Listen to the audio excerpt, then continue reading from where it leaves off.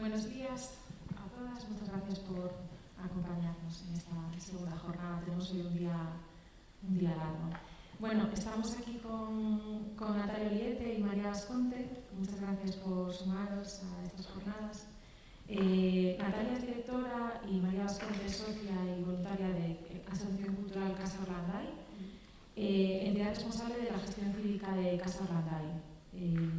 Casa Orlanday es un equipamiento de titularidad municipal del Ayuntamiento de Barcelona, situado en el barrio de Sarriá.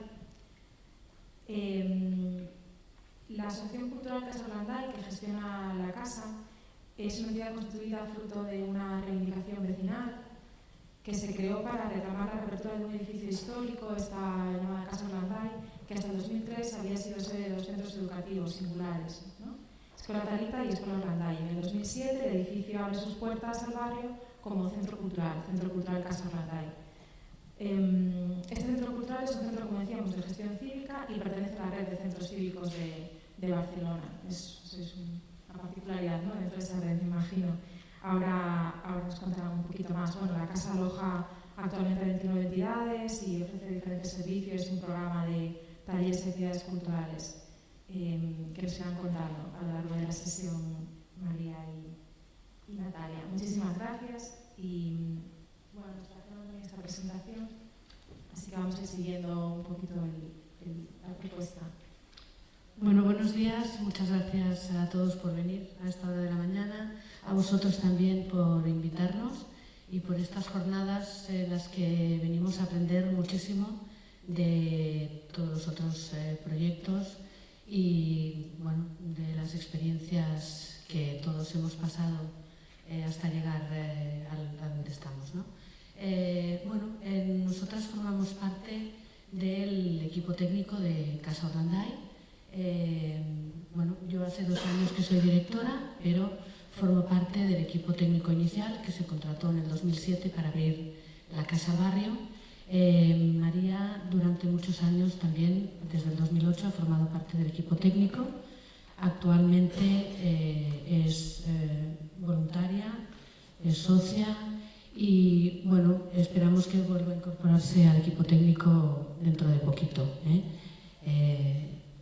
Hoy venimos a explicaros nuestro proyecto, del que estamos muy orgullosos.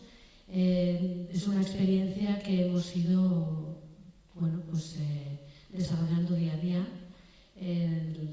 Hemos preparado esta presentación y Isabela tiene una serie de preguntas. El formato, el que tú quieras, no tenemos problema. Sí, a la hora de construir un relato hay tanto que contar, ¿no?, de la experiencia. Quizá podamos iniciar, si queréis contarnos un poco cómo se forma y cómo se llega a consolidar ese movimiento vecinal, ¿no?, desde que existe esa voluntad de reclamar ese espacio hasta que, probablemente se constituye un proyecto o un documento proyecto y se llega a un convenio, ¿no?, con el Ayuntamiento de Barcelona. ¿Cómo fue ese proceso? Pues os paso a María que os lo va explicando, nos iremos turnando. Bueno, pues como bien decías, Casa Orlanday era una escuela. Entonces, en el año 2003, ¿qué pasa? Que la escuela se queda pequeña y se trasladan a otro edificio más grande del mismo barrio, ¿no? Y es en ese momento cuando muchos vecinos dicen, ostras, este edificio se tendría que quedar aquí y hacer algo cultural para los vecinos, que nos represente, etcétera, porque no había en ese momento un centro que albergara todas estas condiciones, ¿no? Y entonces se hace la primera reivindicación simbólica que se hace es de un exalumno de la misma escuela, que es Marcel Pier, que ata 500 batas de colegio, las ata desde la casa y las liga a árboles y diferentes edificios de alrededor, como una simbología de esta casa la queremos para el barrio y para las personas del barrio, ¿no? Se tiene que quedar aquí. Entonces, a partir de aquí empieza un equipo de trabajo formado por 4 personas que durante 3 años se van reuniendo en la casa particular de uno de ellos, una vez a la semana, para ir forjando todo este proyecto, ¿no? bueno, a la vez que avanza se dan cuenta de que necesitan algo muy importante, que es tener una figura jurídica, que no pueden ir una figura jurídica. Y ahí nace la Asociación de Amigos y Amigas de Casa Orlandari. A la vez que nace esa figura jurídica, nos damos cuenta que es muy importante encontrar personas que nos den apoyo, ¿no? Personas que en el mundo de la cultura o a nivel social en ese momento estén desempeñando un trabajo importante o sean reconocidos y nos pueden, ¿sabes?, empujar un poco, como por ejemplo en el caso de Enric Capdevila, que en ese momento llevaba la plataforma de entidades solidarias del distrito, ¿no? Y cuando le contamos el proyecto, bueno, le encantó y entró.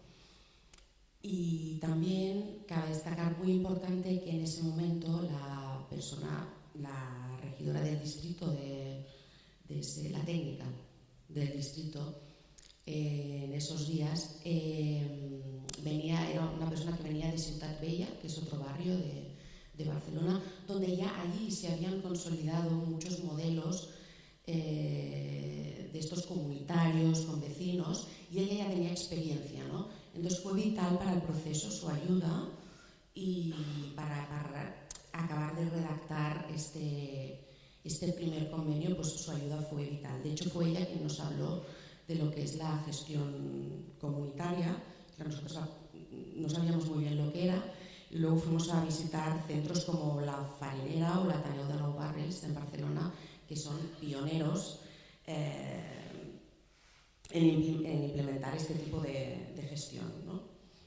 Y bueno, ya cuando pasa todo eso, nace la ACO, que la ACO es la Asociación Cultural Casa Orlandai, que es la que hasta el día de hoy gestiona el espacio, el centro cultural. Y bueno, pasan 4 años y en el 2007 ya se signa lo que sería el primer convenio. No sé si quieres añadir algo del convenio.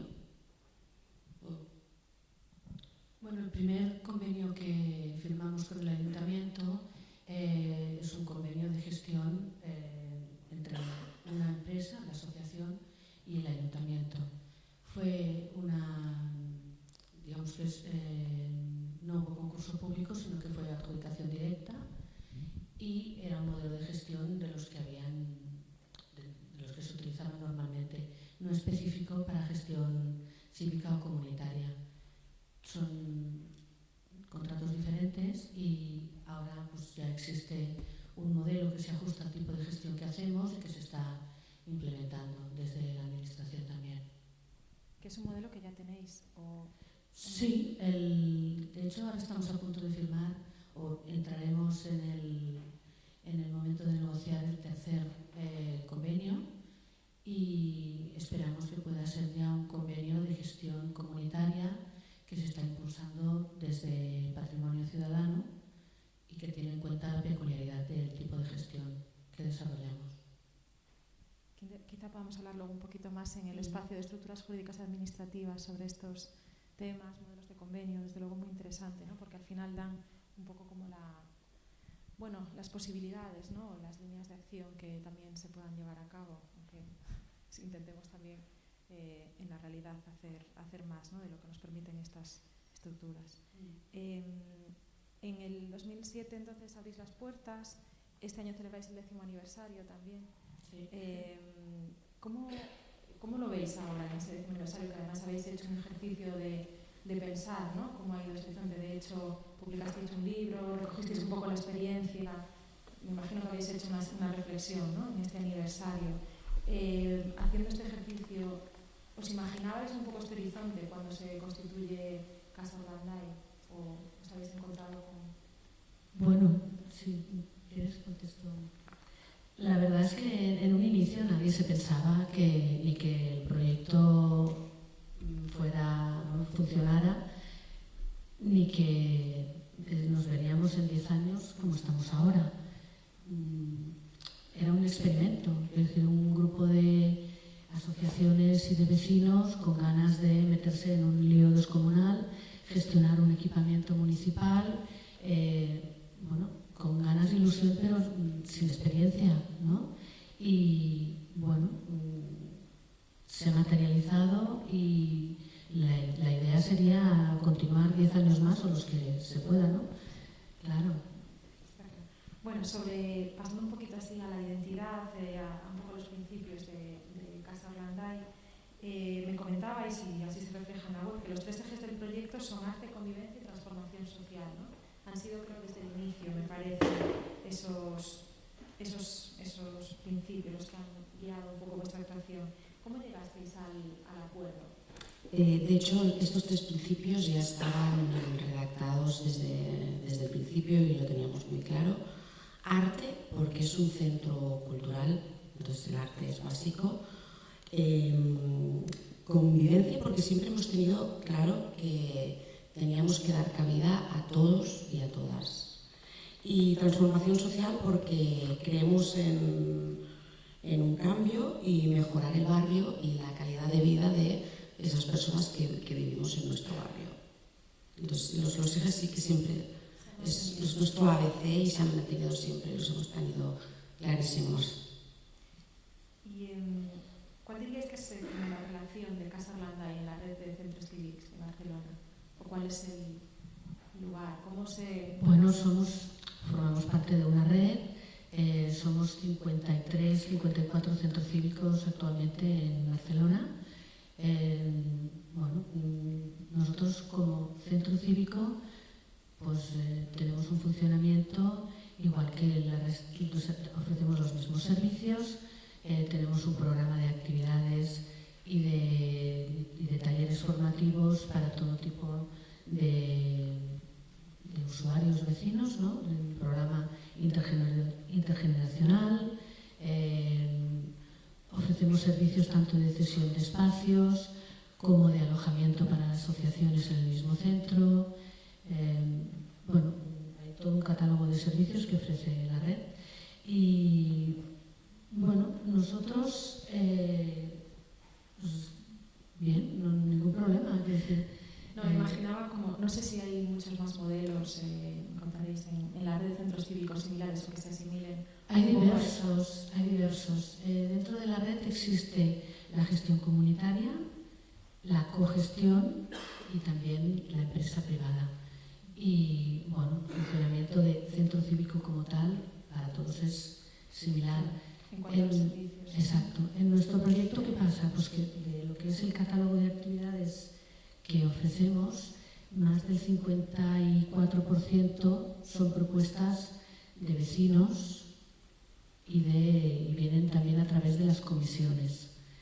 No hacemos como otras empresas que contratamos servicios, sino que intentamos dar espacio a las propuestas de vecinos y entidades que forman parte del proyecto. Me hablabas de entidades, actualmente hemos visto que se alojan 29 entidades, si no me equivoco, forman parte de la asociación 40 y 250 socios individuales y familiares. ¿Cómo conviven todas estas? ¿Cómo conviven? Personas? Bueno, la convivencia hasta ahora no ha sido complicada. Hay que decir que la asociación tiene un número de socios de diferentes tipologías que dan soporte al proyecto, se asocian, pagan su cuota, disfrutan de los servicios y participa cada uno un poquito pues, según disponibilidad y ganas, ¿no? Tenemos asociaciones muy comprometidas que de hecho pues, participan y ofrecen programación periódica en nuestro programa. Socios familiares o socios a nivel individual que forman parte de las comisiones, que coordinan ciclos de programación, que son uno más cuando organizamos fiestas populares y otros que, es diverso. Y después, la casa a veces es como la rueda del PCB 13, nos encontramos allí, unos en la tercera planta que están haciendo, danza, teatro en la primera, una conferencia abajo, un concierto en la cafetería, es todo un engranaje, ¿no? de calendarios, horarios, salas,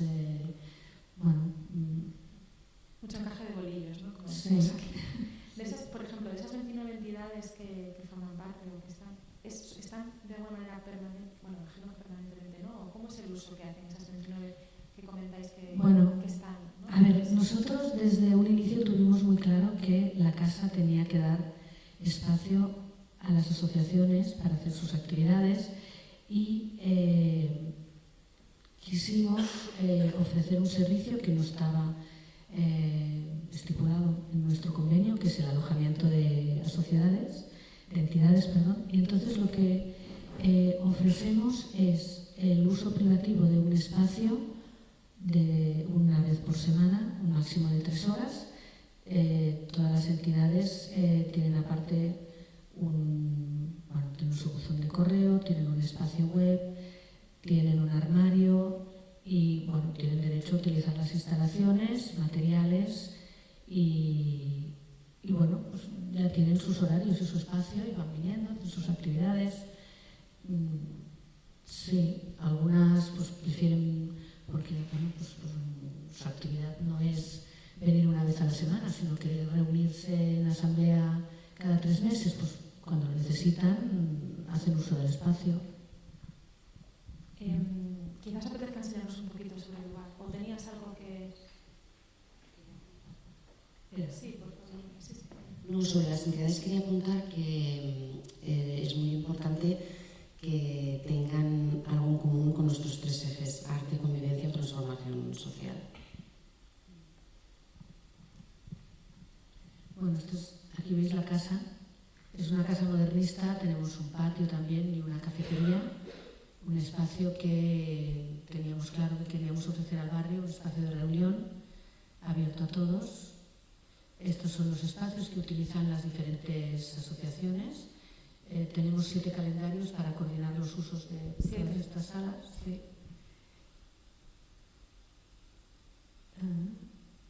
Vale, esto es un poco más rollo pollo. Esto era la pregunta que me habías hecho y ya se me ha pasado hasta la pregunta. Nada, queríamos ver un poco por dentro, ¿no? La configuración de la casa y que también lleva consigo, ¿no? Toda una carga simbólica, patrimonial, su historia como edificio singular. Sí. Imagino que eso también forma parte importante del ADN, ¿no? Los proyectos educativos que allí se albergaron. Sí, tenemos la suerte de disponer de un espacio con una riqueza arquitectónica impresionante. Originariamente era una masía del siglo XVII. En el siglo XIX un industrial le dio este toque modernista. Después de ser vivienda particular, ha albergado 2 escuelas singulares por el tipo de educación que han llevado a cabo. También singulares por ser escuelas que han tenido siempre una gestión participativa, tanto en el caso de Talita como en el caso de la Escuela Orlanday. Son lo que son la gestión de los centros siempre ha sido compartido entre padres y profesores. De hecho, la Escuela Talita era una cooperativa. La Escuela Orlanday en un inicio ha tenido siempre mucho peso en lo que eran los padres e incluso los alumnos, y nosotros hemos querido mantener un poquito ese espíritu, ¿no? Legado, ¿no? Sí, y pasar de lo que dijo uno de nuestros compañeros, Marcelo Olivera, pasar de una escuela de niños a una escuela de vida, ¿no? Intentando mantener estos valores de participación, democracia, en lo que es el centro. Creo que el nombre viene también de un alumno, ¿no? ¿Algo? Sí. Bueno, en la Escuela Orlanday, los niños durante su primer año de clase, los primeros días de hecho, eligen el nombre de la clase. Y el nombre de la escuela lo eligió una niña y es un nombre inventado y hemos querido mantenerlo. Quizá vamos a pasar a hablar un poquito sobre el funcionamiento, ¿no? Que ya habéis apuntado algunas notas, pero ¿cómo funciona? ¿Cómo funciona esa asamblea general? ¿Cómo funciona la junta? ¿Cómo funcionan las comisiones? Vemos aquí Bueno, todo el esquema. Aquí veis este mapa organizativo. Bueno, ¿cómo funcionamos? A ver, nosotros somos una asociación. A partir de aquí el máximo órgano es la asamblea de socios. La asamblea se reúne 2 veces al año. Aparte tenemos unas comisiones de trabajo formadas por equipo, gente de la Junta, vecinos y gente de las asociaciones que se reúnen 3 veces al año como mínimo. Son comisiones específicas de trabajo. Aparte de esto, el equipo técnico se reúne 1 vez por semana y organizamos también otros espacios de participación conjuntos entre los diferentes equipos de la casa, tanto el equipo de gestión como el equipo de la cafetería, como el equipo de voluntariado. Luego hacemos también pues, un poquito reuniones equipo junta, reuniones abiertas también de temas diversos. Y bueno, aquí veis un poquito, pues tenemos un equipo amplio. Actualmente somos 6 personas contratadas para lo que es la gestión del equipamiento municipal, del centro cívico. Aparte, contamos con el soporte de 8 o 10 técnicos que bueno, pues nos ofrecen servicios como el diseño gráfico, informática y otros servicios. Aparte, también tenemos de 15 a 20 personas que están continuamente dando soporte al equipo y a la Junta. 10 personas configuran la Junta gestora. Hay otro equipo de formadores, dependiendo del programa, pues de 10, 15 talleristas. Y bueno, y tenemos también 6 compañeros que gestionan la cafetería Orlanday, que es una cooperativa de la que también la asociación forma parte. Más allá de un poco esta integración de los socios y las socias en comisión, etcétera, ¿cuál es un poco la implicación de las socias y los socios en el día a día? ¿Cómo funciona el día a día de la casa? Bueno, nosotros el día a día va bastante marcado por lo que es el funcionamiento como centro cívico. Por lo tanto, bueno, nos abrimos las puertas y a partir de ahí ofrecemos toda una serie de servicios, actividades y propuestas, y nuestra misión es otra, es la de estar alerta, atentos a propuestas y a intentar motivar a la gente y dar alas y espacio para que puedan hacer realidad sus proyectos, ¿no?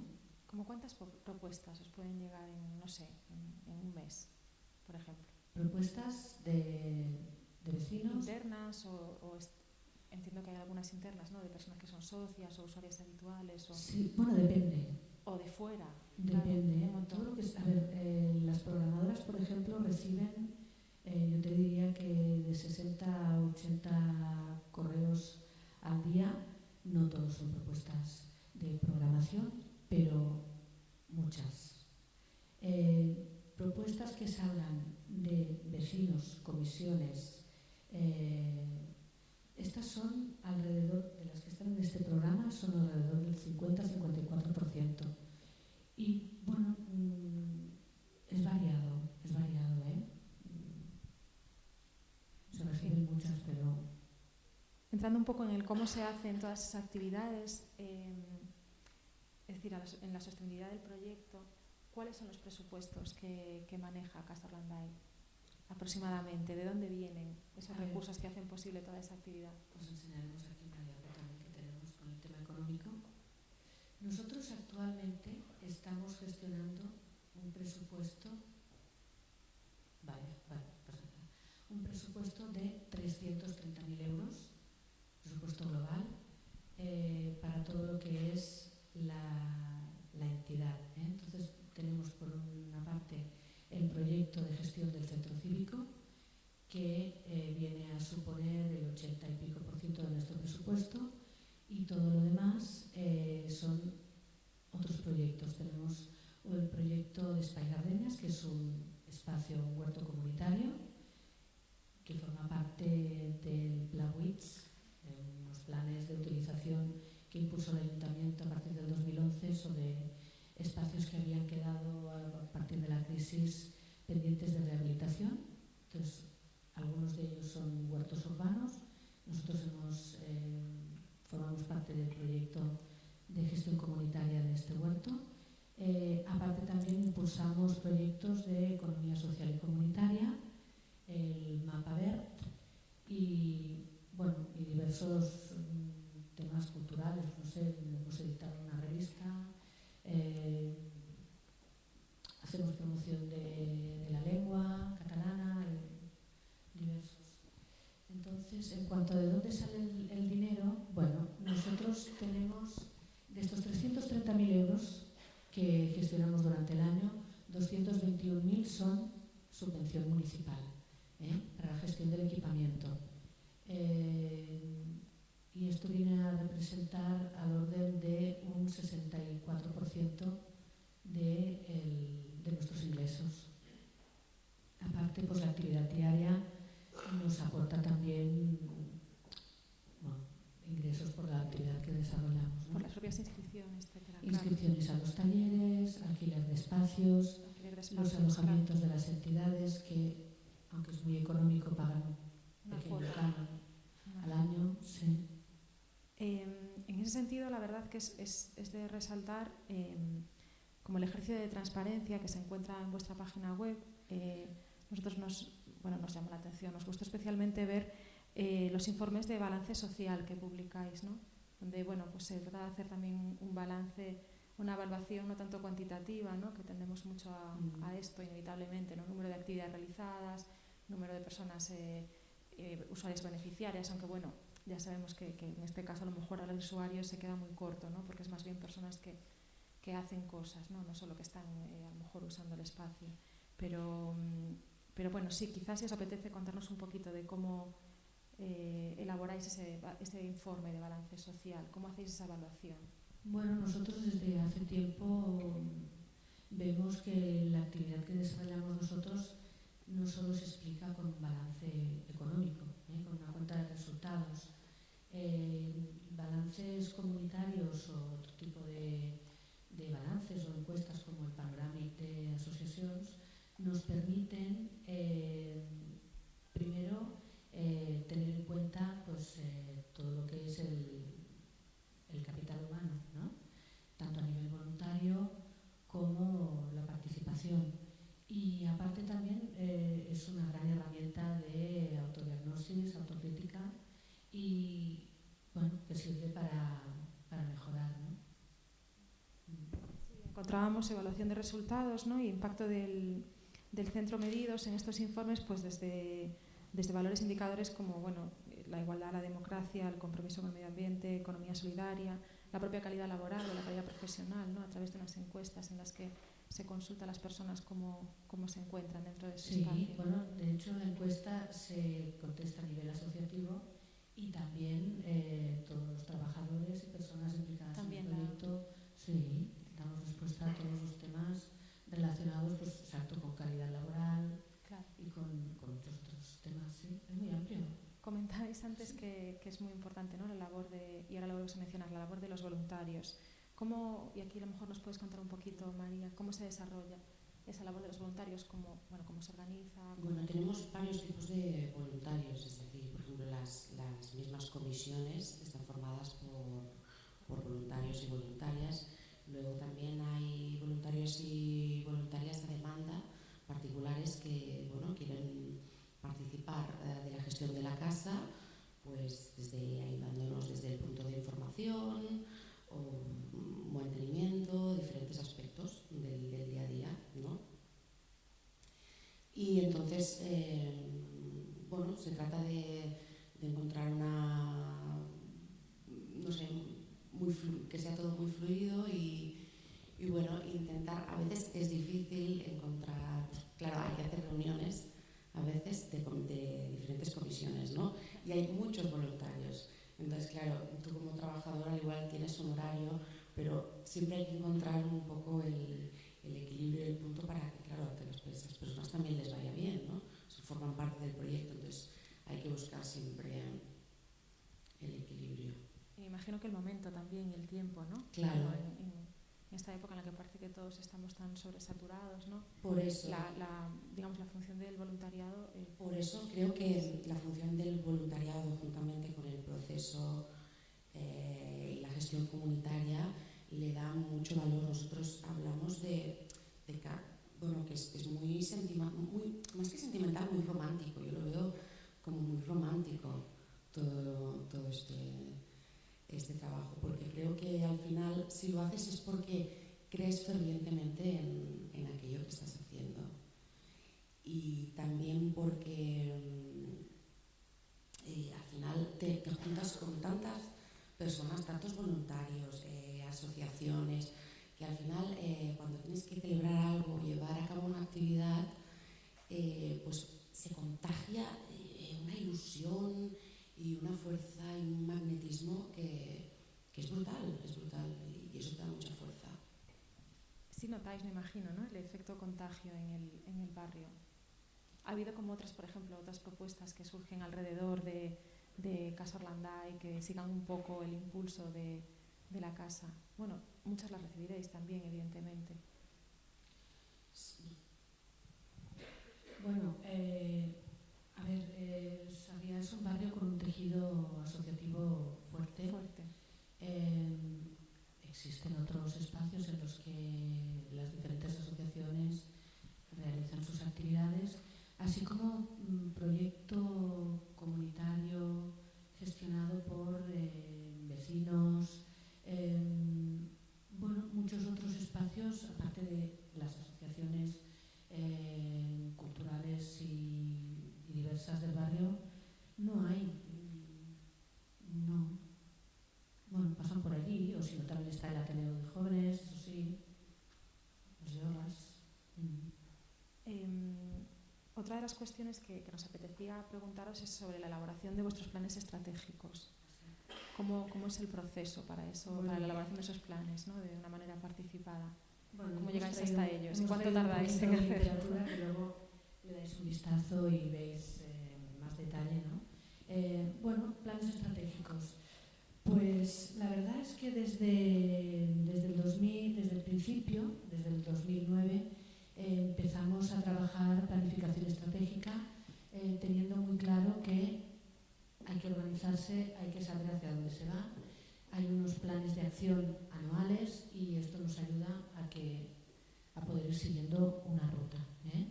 Entonces, como todo, también son participativos. Se han hecho diversas reuniones de trabajo, diferentes círculos, tanto a nivel interno como en diferentes...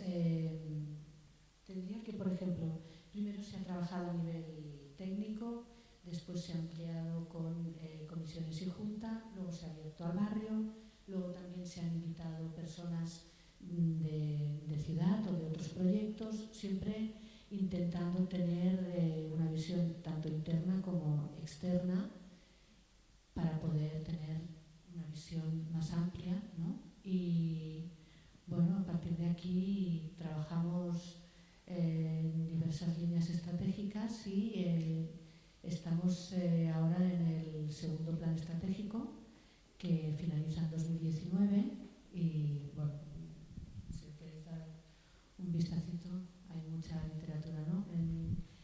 Digamos que nos centramos en abrirnos al barrio, también en conseguir la máxima participación e implicación de nuestro entorno en el proyecto y de intentar ofrecer un espacio a la juventud y acercar las actividades a todos, ¿no? En ese proceso que comentabas, ¿no? De quizá empezar en círculos técnicos, pasar por comisión y junta, por barrio, otros proyectos de ciudad, etcétera, ¿cuánto tiempo podéis tardar en elaborar un plan estratégico? Me imagino que hacéis una evaluación anterior, abrís un proceso de definición de un año. Un año seguro. Un año seguro. Un año seguro, sí. Claro. Son planes plurianuales amplios, sí. Sí, contamos con la suerte de que tanto en la Junta como en diferentes comisiones hay personas que tienen ya experiencia en este ámbito y nos ayudan mucho. Sí. Quizá para finalizar, y paso ya la palabra a todas vosotras, ¿cómo es la relación de continuada o de fluida, o cómo es la relación con el Ayuntamiento? Bueno, a ver, la relación a grandes rasgos, claro. Es fluida, es continua. ¿Cómo pero participa? Sí que es cierto que la gestión comunitaria a veces, bueno, digamos que nosotros tenemos como un puntito de rebeldía, ganas de hacer cosas diferentes, hacerlas a nuestra manera, y a veces, bueno, pues a veces es complicado, ¿no? Es complicado porque todo lo que es la normativa nos limita un poquito. Estamos siempre ahí batallando, intentando. A ver si podemos hablar un poquito más de eso en el cosas, espacio, ¿no? de estructuras jurídicas. Sí, pero sí, bien, sí. Y que nos contéis, que nos contéis de ese modelo nuevo que estabas comentando antes, ¿no? De convenio, de gestión comunitaria. Bueno, siempre se va el tiempo bastante rápido. No sé si queríais mostrar algo más de la presentación, por pasar también la palabra. Si fuera posible, estaría bien pasar un vídeo. Es el vídeo de una actividad que creemos que muestra bien lo que es nuestro proyecto. Es una actividad que se llama Festas Balcons, es una actividad participativa que desde el año 2011 forma parte de la Fiesta Mayor del Barrio y que está organizada y que también realizan artistas y personas de forma totalmente altruista. Es una rúa artística que ofrece actividades de diferente tipo en balcones del barrio. Si se puede ver, pues fantástico. Creo que ya, gracias Raquel.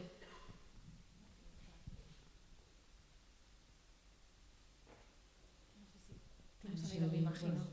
¿Sonido podemos tener? Bueno, esta es la casa, siempre empezamos la rúa desde Casa Orlanday. Participan escuelas de danza, de teatro y luego pues, en diferentes balcones pues hay de todo que puedes encontrar, desde teatro hasta danza, música. La rúa siempre va acompañada por la Big Band de una escuela de música del barrio y de un carrito que tenemos con micro y que para ir dinamizando.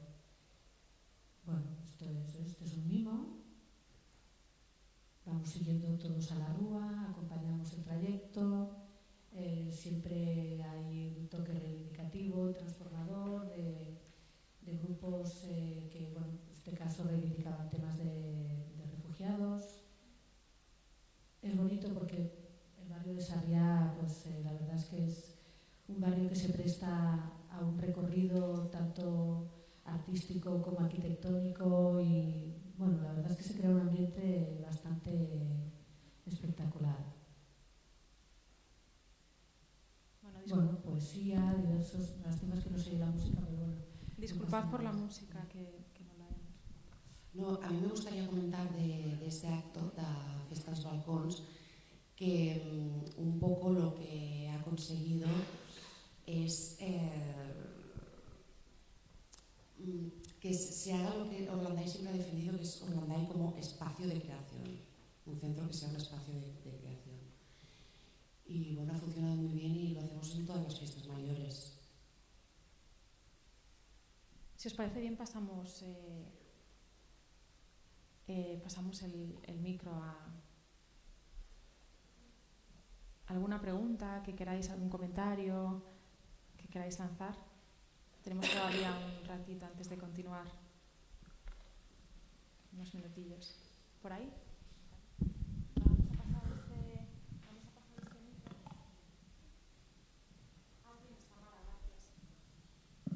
Hola, bueno, muchas gracias por la exposición. La verdad es que es impresionante escucharos. ¿Cómo es la coordinación con el resto de centros cívicos que son coordinados y gestionados directamente por la Administración? A ver, bueno, existen unas reuniones de coordinación bimensuales a nivel de distrito en la que participamos los directores de los diferentes centros.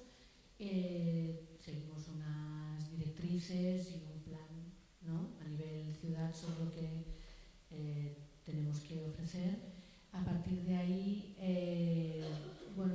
tenemos una relación entre diferentes centros a nivel ya más técnico para compartir pues, ideas, programas, etcétera. Y también formamos parte o estamos coordinados por parte del ICUP, el Instituto de Cultura, que también hace una coordinación de este equipo de centros. Nosotros, aparte de lo que es la red de centros cívicos de Barcelona, también formamos parte de diversas plataformas de gestión comunitaria con las que nos coordinamos también y con las que compartimos lo que es pues, la participación, la gestión, el día a día y todo lo que es más de compartir, tanto de proyecto como de arte o temas diversos. Pero aunque tenéis esa coordinación y esas directrices iniciales, tenéis bastante autonomía, ¿no? Entiendo. Sí, autonomía tenemos. Lo que ocurre es que nosotros tenemos un convenio firmado con el ayuntamiento en el que se estipula claramente que hemos de ofrecer unos mínimos en cuanto a talleres formativos, actividades diversas dirigidas a diferentes públicos, hay incluso unos números, ¿no?, tanto de aquí, tanto de allá, y a partir de aquí, pues bueno, siempre que se estén ofreciendo actividades de calidad y que garanticen pues los objetivos que tenemos marcados, problemas no hay. Sí que pasamos trimestralmente la revisión técnica. Nosotros enviamos este programa en PDF y la técnica de referencia del distrito lo revisa de pie a pa y es su trabajo. Ahí no tengo ningún inconveniente, pero sí que a veces pues hay tema, ¿no? Pues, no sé. Hacemos, por ejemplo, un taller de cata de vinos y, bueno, pues si ilustramos el taller con una botella de vino, estamos incitando al consumo. Entonces, bueno, pues, se dan casos raros, pero normalmente no hay problema. O, bueno, el tema de la descripción de las actividades, son estas cosas, pero aparte de eso ya sabemos cómo hacer las cosas. Bueno, hemos aprendido qué se puede hacer y qué no, o cómo hay que hacer ciertas cosas. Todos yo creo que es eso.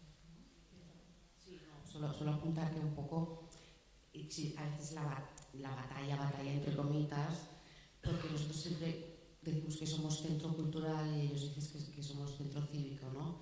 Y ahí hay un poco, siempre ha existido esta, ¿no?, centro cultural, centro cívico. Nosotros somos centro cultural. Y es importante que lo digamos porque los que han empezado este proyecto siempre decían, no, es que nosotros somos centro cultural. Bueno, como curiosidad, por ejemplo, el programa nuestro de actividades, la primera página es la presentación, ¿no?, de quién somos, qué hacemos y cómo lo hacemos. Y eso crea un conflicto, por ejemplo, que no podíamos decir que éramos una asociación cultural haciendo gestión comunitaria, ¿no? ¿Por qué no?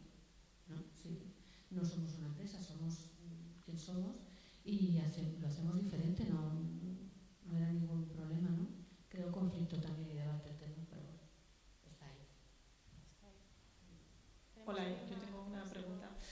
Conozco un poco el contexto y la pregunta sería, ¿creéis que este modelo, teniendo en cuenta dónde está la Casa Orlanday, la riqueza que tiene Sarriá en términos, pues hay una escuela muy innovadora en términos de música y la escuela de danza también muy importante, hay toda una serie de inputs, ¿no?, en el que si creéis que ese modelo podría ser trasladado a otra realidad sin esa riqueza que tiene el propio contexto, ¿no?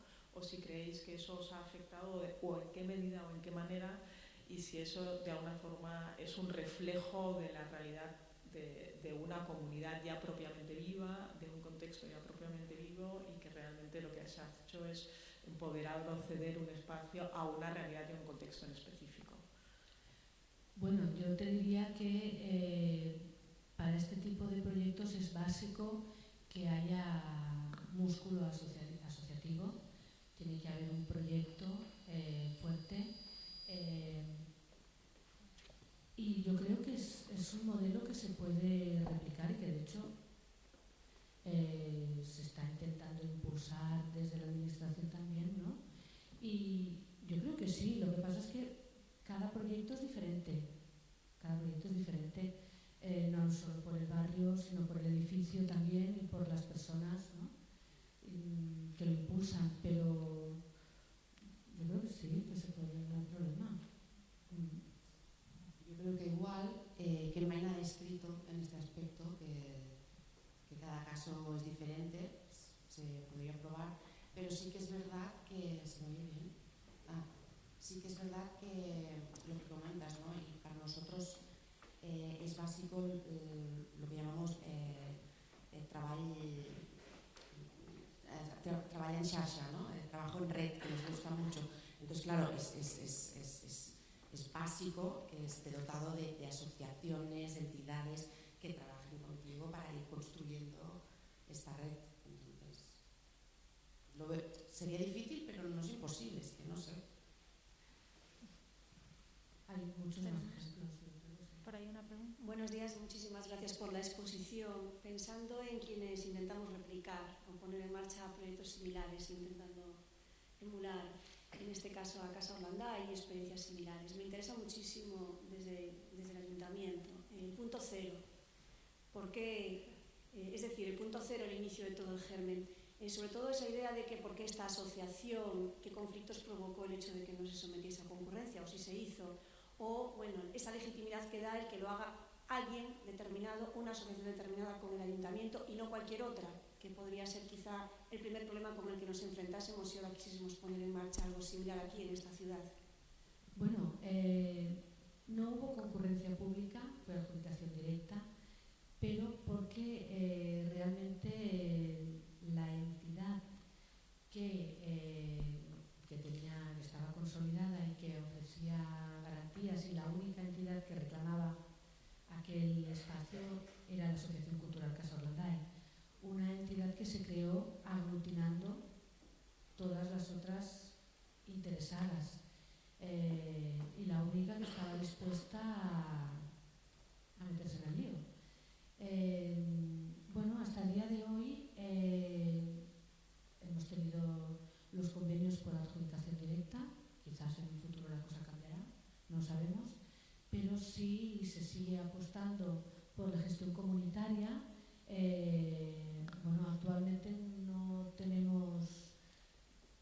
hay otro proyecto que esté reivindicando el espacio, y bueno, el nuestro es amplio como para poder aglutinar a muchos otros. Y bueno, en cuanto a lo que decías de la gestación, pues como siempre, 4 motivados. Esto va así. Entonces, bueno, hay gente que tiene visión, ¿no? Visionaria, con ganas, que sabe que se pueden hacer cosas y que lo impulsa, ¿no? Y es contagioso. Hola. Mira, una pregunta. Para poder usar el espacio, ¿cómo habría que hacer? Por ejemplo, una persona que quiera impartir unos cursos, unos talleres, ¿presenta un proyecto o tiene que ser socio o cómo sería? Bueno, no tiene por qué ser socios. Tú puedes, bueno, si eres tallerista o, por ejemplo, de inglés, ¿no? Y quieres ofrecer clases de inglés, te pones en contacto con el referente técnico de la casa de programación, y entonces él, cuando tenga que programar, juntamente con la comisión de programación, ponen sobre la mesa todas las propuestas y valoran la que sea más interesante, que tenga más cabida con el proyecto, etc. O sea, no tienes procesos. No. De hecho, hay dos formas de poder participar. Una, por ejemplo, sería venir con una idea, ¿no? Y querer llevarla a cabo de forma voluntaria. Y entonces, bueno, pues la comisión evalúa y no hay problema, se tira para adelante el tema. Y otra cosa es cuando son actividades formativas, como por ejemplo una clase de inglés, las clases de inglés ya formarían parte de lo que es el programa de actividades. Y a partir de ahí, pues es contratación. Tenemos un equipo de formadores contratados, pero hay otras iniciativas que tú, por ejemplo, no sé, tenemos un grupo de politólogos del barrio que está coordinando y dinamizando un ciclo que llamamos las voces de la República, de la cosa pública, que tratan temas de actualidad, temas temas a veces críticos, temas que hacen pensar y son en formato de debate, y ellos pues bueno, buscan un tema trimestral y a partir de aquí contactan con un par de expertos y se monta un debate, ¿no? Y esto lo hace un grupo. Hay otro grupo que lleva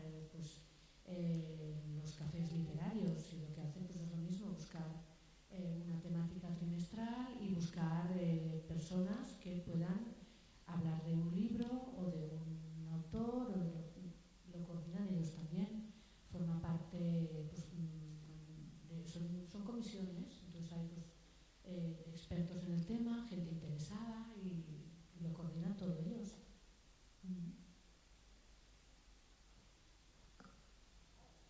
Ana, si acercamos por aquí. Nada. Habéis levantado aquí la mano, nosotros no, y tendremos que pasar porque vamos ya un poco. Hola, una pregunta muy concreta. Por ejemplo, el equipo de formación que tenéis contratado, la contratación es laboral. Pregunto. Es diversa. Tenemos contratación laboral, tenemos autónomos, y hay alguna empresa también que tiene profesionales y que factura la empresa. El tema hoy en día está un poco complicado porque tenemos colaboradores que ofrecen una sesión formativa de hora y media por semana, y que esta actividad económica no les permite darse de alta como autónomos, poder facturar, y actualmente el panorama está un poco complicado. Siempre intentamos dar opciones, y si hay que contratar, que sale muchísimo más caro, pues lo hacemos, por supuesto. Sí.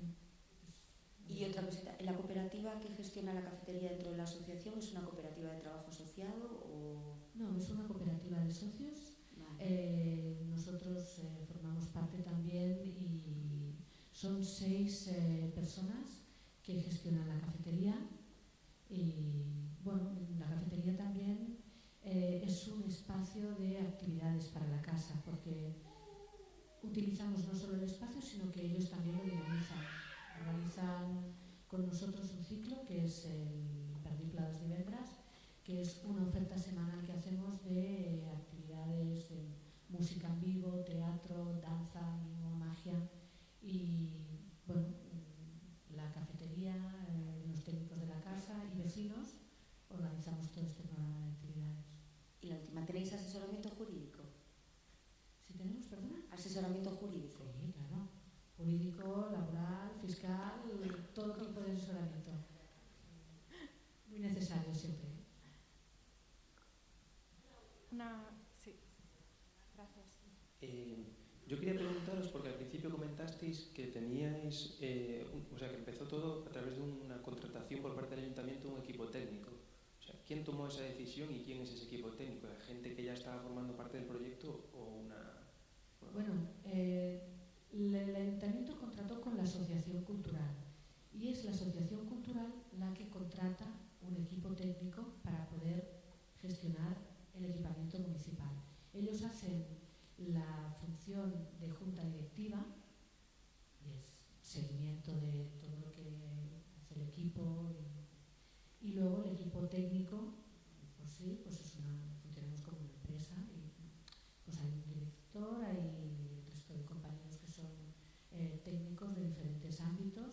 Y en un inicio, ¿cómo funcionó esto? Pues bueno, funcionó de manera que se contrató, se buscaban personas sobre todo cercanas al proyecto, del barrio. Se contrató un director con un perfil más profesional, que no era una persona del barrio, pero sí experta en gestión cultural, y el resto del equipo éramos personas del barrio. Cada uno, pues, había un dinamizador sociocultural, que además es una de las personas que pensó en este proyecto participativo, Marcelo Oliveras. Había una técnica de programación que venía de la Generalitat, también la técnica de cultura. A mí me contrataron también para el punto de información y para llevar la gestión económica. Y bueno, a partir de ahí hemos ido incorporando personas, sobre todo del barrio, porque es importante, como el caso de María, por ejemplo, que entró a través de un contrato de prácticas, un convenio de prácticas, y se quedó en el proyecto. Y actualmente el tema de la contratación ya es diferente. Ahora mismo pues hay una serie de requisitos que tienen un valor determinado, pero se hace a través de concurso público siempre, O sea, publicamos las convocatorias y a partir de ahí son procesos totalmente abiertos, transparentes, públicos. Bueno, muchísimas gracias. Si puede ser. Habíais hablado de un presupuesto de 330.000 euros. Creo que es bastante importante saber cómo estructuráis un poco o en qué se va un poco el dinero. Es decir, cuando estructuras, servicios, personal. Bueno, hay una diapositiva aquí que igual se ve pequeñito, pero os lo enseñaré.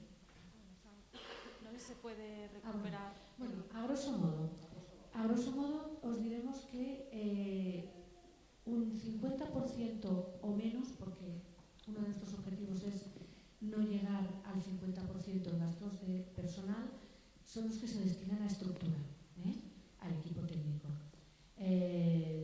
Aparte de eso, tenemos... Sí, espera, vamos a buscar. Yo creo que aquí estaba el tema. Vale, a ver, mira. Este año 2016, un 52% fue personal, un 12% se destina a gasto exclusivo de contratación de actividades, un 12% a mantenimiento de las instalaciones, un 8% a formación al programa de talleres, servicios un 5%, comunicación un 9%, gestión un 3%, inversión un 1% y otros un 1%. Dentro de esta cuenta de explotación hay todo lo que es tangible económicamente. Entonces, por ejemplo, si tú ves aquí que destinamos un 12% de nuestro presupuesto a pagar actividades artísticas, ¿no? A cachets, hombre, qué barbaridad, ¿no? Muchas de las propuestas que ofrecemos en nuestro centro son frutos de intercambios y de participación que no son una factura y no representan un gasto en nuestras cuentas de explotación.